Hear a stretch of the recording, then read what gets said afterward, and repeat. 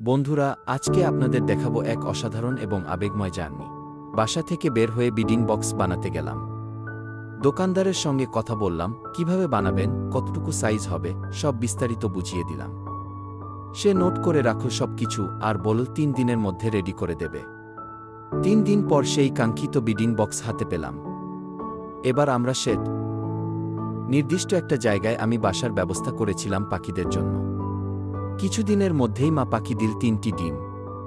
প্রতিদিন অপেক্ষা করতাম কবে ফুটবে ডিমগুলো। অবশেষে সেই মাহেন্দ্রক্ষণ এল, ডিম ফুটে জন্ম নিল 3টি ছোট্ট প্রাণ। তাদের চোখও তখনও ফুটেনি, একেবারে দুর্বল আর নিষ্পাপ। আমি নিজ হাতে খাওয়াতে চেষ্টা করতাম, কিন্তু মা পাখি রেগে যেত, কামড় দিত।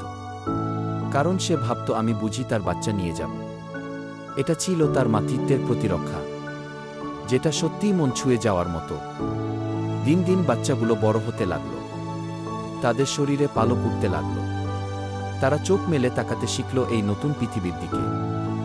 এই ভিডিওতে সেই সুন্দর মুহূর্তগুলো তুলে ধরেছি, যা আপনার হৃদয় ছুঁয়ে যাবে। ভিডিওটা ভালো লাগলে একটা লাইক দিন, শেয়ার করুন বন্ধুদের সঙ্গে, আর মাই ফরওয়ার্ড হাউস চ্যানেলটিকে সাবস্ক্রাইব করতে একদম ভুলবেন না।